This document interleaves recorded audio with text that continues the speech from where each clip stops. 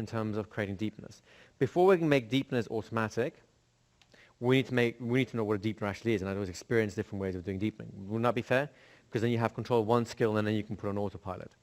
So what I want you guys to do is very simple. Put all your bits and pieces down and stand on up for me, would you? I'd like a volunteer, if I may. Thank you for volunteering. Who volunteered whom, I wonder? Would you stand over here for me, John?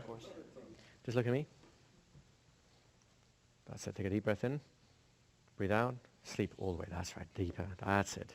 And deeper still. As you maintain your own balance, you go deeper into trance. That's right. Every time you feel this, I'd like to go deeper and feel more comfortable. That's right. Deeper and deeper. In a moment, I'm going to move you around slightly. You'll be perfectly on balance and you'll be totally safe. Just follow along as you move around slightly. Totally safe, totally on balance. That's right. And deeper. That's right. Yeah. And deeper. There you go. And deeper still. Now, because you've come up here, John, and you volunteered, you get to get a gift. Everyone gets a gift. I'm Santa Claus, only a little bit less in the middle. What I'd like you to do is have your unconscious mind go ahead and search out all the experiences where learning something was easy, because it was fun, because you forgot that you were learning something just because you wanted to do it. You did it again and again and again and again. And each time it became easier, more fun. And at some point, you kind of mastered it. Other people thought, how do you do that? You went, well, it's easy. You just do it. You'll know you're finding those experiences because a good feeling develops inside. Can you feel that good feeling? That's right. There you go. That feeling is going to be your guide throughout the course of this seminar, making sure that you master a conversation hypnosis. Each time it's going to get better. You don't know necessarily how or why you're getting better, but you're just going to enjoy it in the same way as you did back then. It's just going to be fun. All that is going to be as a resource to you. Nod your head if you understand this. Only you don't need to know how it's going to happen. You just need to feel good whilst you're doing it. You can do that, can you not? That's it. There you go. There it is. There you go. I'll turn you slightly. You'll be nice and deep in trance. There you go. Very good. A little more than that. There you go. Now, is that difficult to read? The moment count from 1 to 3, the count of 3 coming back, fully alert, and these suggestions going even deeper as you continue and jump to an exercise to give your unconscious mind a real chance to prove to you that it exists, which by the way it does, and that it can do things that will amaze you. You get to look forward to that now, can you not? 1, 2, 3, wide awake. Good job, well done. Thank you so much. Give a nice round of applause. You don't have to do the bit in the middle. That's just a freebie because he was being so kind. Once they're in trance and you've deepened for a bit, just make some general suggestions about learning. I'm going to give you advice now, though. Keep them very, very short. Why? Because the exercise will be very, very short. And if you're halfway through when I call you back, the other person doesn't get a chance to have a go. Does that make sense? So keep them very short. Just general things about learning. You've learned things in the past and you can learn things in the future. As easy as that, and you can do it. The key things I want you to focus on is, number 1, did you see some kind of agreement or compliance going on? Yes? Let me just get some feedback here. Did you get some agreement or compliance? Yes. Okay. Was there a clear distinction in authority in terms of someone being more in charge of the process than someone else? Not in terms of value of the individual, not in terms of who's more important, anything like that, just in terms of who is directing the interaction. Would that be fair to say? Yep. Was there a context in which the hypnosis could occur? Right? In which is appropriate to do what we're about to do. Did we see some kind of an overload? Yep. Right? Did we see some kind of deepening maneuvers? The deepening maneuver itself is very simple. We're using another hypnotic principle. It's called the law of associations.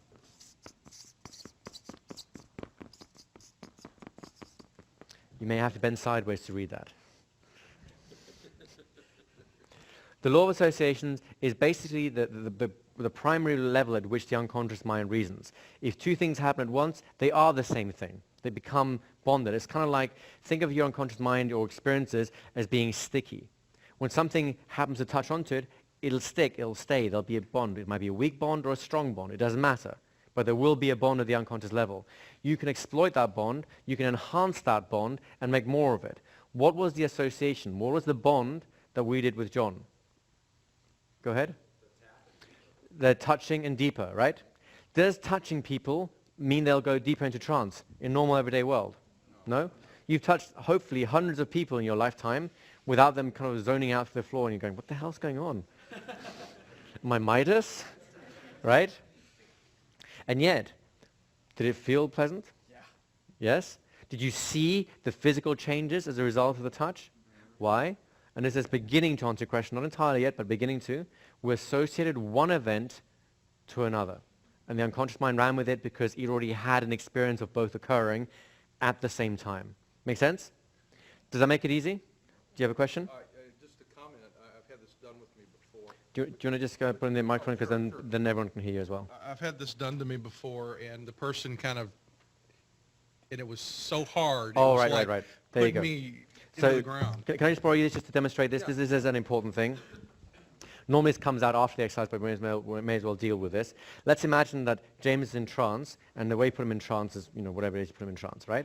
Now I'm going to say, deeper, deeper, deeper, right? Is that the same experience he had going into trance? No, right? By the way, you can actually do deepness that way, but it requires setup because the association isn't there yet. What association is normally there when people do this sort of thing to you? It's jogging, it's alerting, it's putting more energy into your system, which is precisely the opposite of what we want. Now, if I'm doing like a hypnotic blitz in a more conversational setting, I might well do this. And you're a great person. You really can do this. You've seen, like, I know, coaches and other people give each other a pep talk and almost beat each other up whilst they're doing it. It works there. Why? Because the context allows it. The association's already predisposed over lifetimes of learnings, right? So don't violate the associations you can pretty much assume are going to be there. A gentle touch will usually be enough. Why? Because that's when people normally relax and respond in these more open-minded sort of ways, right? And recognize, by the way, that there will be an occasion when a more vigorous sort of association, a vigorous sort of tap might be the right thing. Let me give you a hint. It's not now. Does that make sense to you guys? Go on, John. You made another association with me. You said that as you find more balance, you'll get even deeper. Yes. So that's another association. So John was saying that the second thing I did was then, as you find your imbalance, you'll go deeper, which answers your question even more fully before I was ready to do it. Oh, you're too good, right? So that was a separate deepening mechanism as well. And that was more out of laziness for me because I didn't want to hold your weight up all the time. Does that make sense to you guys? Yeah. Is the exercise very clear? So you're doing exactly the same thing. Just once they're in there, just make them feel good. Say something general around learning, nothing too long.